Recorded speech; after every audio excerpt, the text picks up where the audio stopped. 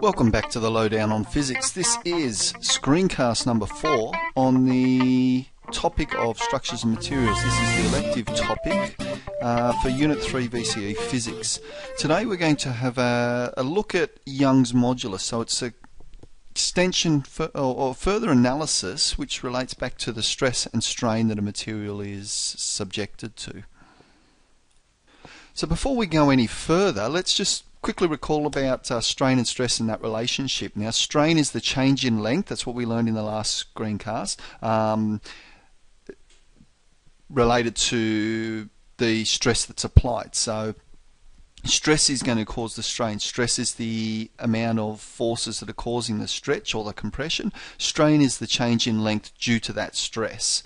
So given a material, how do we know which one's stronger? The beauty of stress and strain is that they are independent of the size. We take that factor out. So all of the properties can then be compared between different materials. Effectively in the lab we test tension on these small bars, keep stretching and stretching them till they break. And then compression, similar, we've got a small block or cylinder and we keep pressing and pressing and pressing until they crush. So using the information that we get from that, we apply stress, we get the change in length, the stretch or the compression, and we can display that in a graph where we plot stress against strain. Now this gives us a lot of valuable information. So firstly, let's just sort of look at the graph and then discover what that can tell us about different materials. So firstly, to graph it, we put strain across the x-axis and we put stress across the y-axis. It's a little bit odd because normally we'd put the independent variable along the x-axis, but there's a reason for that. We'll come to that shortly. Now what we effectively get is a force extension graph when we plot this. The reason being is the extension part, or the strain, which is the x-axis, is the change in length over a constant. The stress, which is the vertical component, is force over a constant. The constant is the cross-sectional area. So the initial length, the cross-sectional area don't change. So effectively we are creating a force extension graph. Now, so let's have a look at it's a made-up graph really, and identify the useful bits of information that we can actually get from this graph. So first up, let's look at this here, which we call the linear region. So there's a linear change with the amount of stress to the extension that it's undergo. This region here we actually call the elastic region. So it's elastic, it stretches, but it will stretch back. Once we exceed, so we've got what we call the elastic limit. And once we exceed this elastic limit, this is the point of no return. It goes into what we call plastic deformation. It won't return back to its original size if you exceed this point. So where it's no longer linear, it's a plastic region. The maximum stress, well, that's just the strength of material, so that's the stress as per the highest point on the graph. And then we have, finally, the breaking point.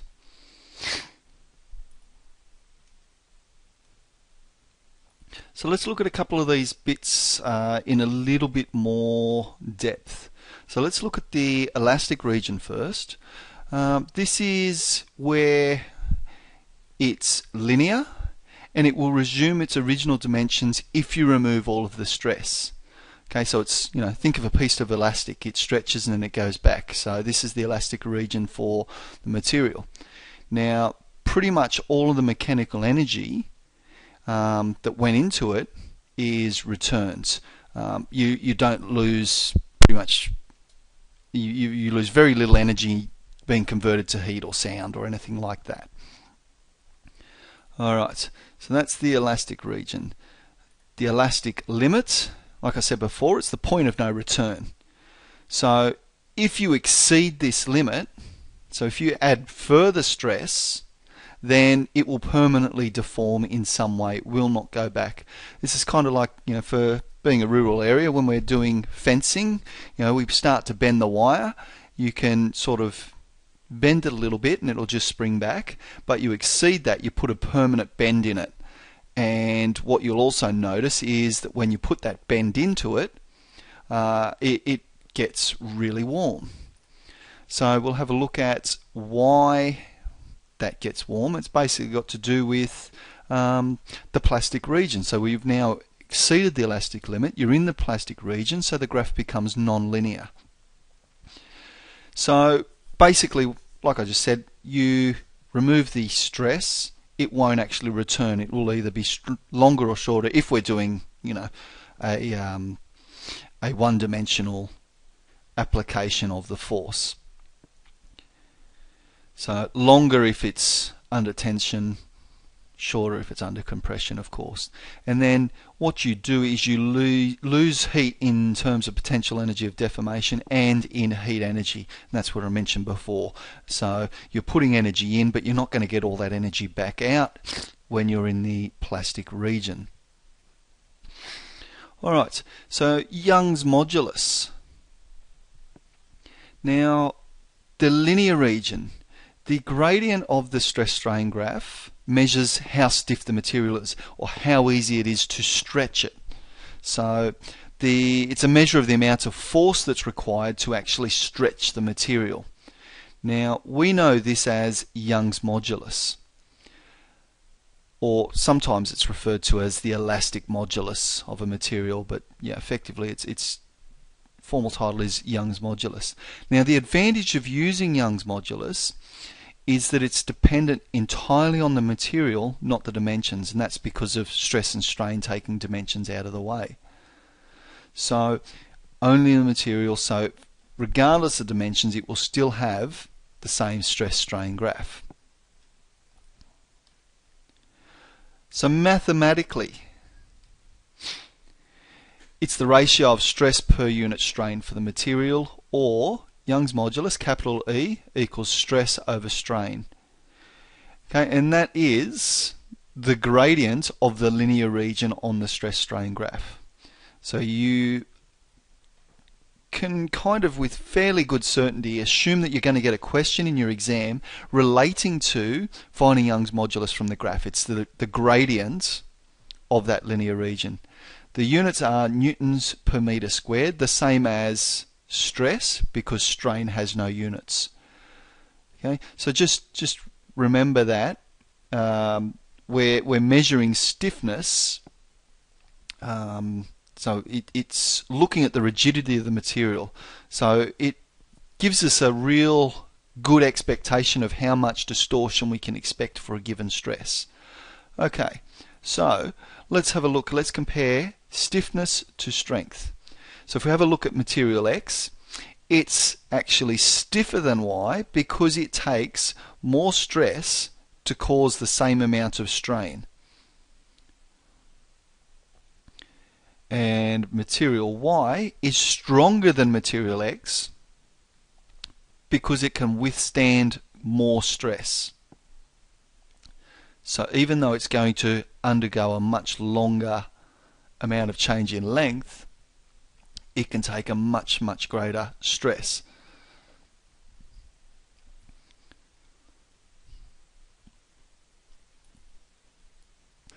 Alright, so let's look at an example here. We have a nylon string. We've got a diameter of 1.1 millimeters and an unloaded length of 30 centimeters. So that means when there's no stress, its length is 30 centimeters. Now it replaces a broken string on a tennis racket. We put the string under tension and it's stretched by 2 centimeters. Young's modulus we're given, but we're not going to need that initially. What's the strain on the string? So equation for strain is change in length over length. So we have 2 centimeters over 30 centimeters. Remember, consistent units, which is 1 on 15, or it's about 0.0667, or you could say 6.67%, or 6.6 repeater. Okay, calculate the tensile stress. We have Young's modulus, we have strain, we can work out stress. So Young's modulus equals stress over strain. So rearranging, strain equals Youngs modulus times stress equals Youngs modulus times strain. So substituting in, we get a stress of 3.3 repeater times 10 to the 8. And that is newtons per metre squared. I've left my units off. Bad. Make sure you don't do that in the exam if you're not given it in your answer box. What's the force acting on the string? Well, we now know we just calculated stress, which is force over area. We know the diameter, so we can work out cross-sectional area. So force equals stress times area. Substituting in, notice 0.55 times 10 to the negative 3, we had a diameter of 1.1. That's a radius of 0.55 millimeters multiplied by 10 to the negative 3 to get to meters squared. Okay, we get 316.77 newtons as our force. So if the tensile strength of the nylon is 5 times 10 to the 8 newtons per metre squared, would the nylon slap under this tension? So the stress that we've applied was 3.33 times 10 to the 7, 10 to the 8, something like that, which is below the strength, so we would not expect it to fail. Of course, there may be some external factors and impurities in the string, etc., etc., but given the values, we would expect that it should be just fine under that tension. Okay, let's compare two different types of material then. So brittle materials. Brittles are things that basically have a tendency to shatter or just break.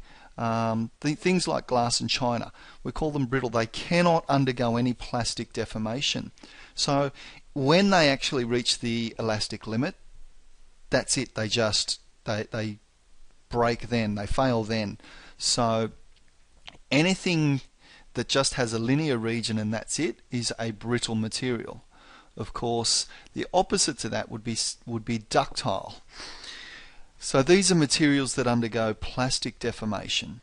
So things like metals, they reach their elastic limit, but then you continue to apply stress, they will then stretch, but they'll permanently change.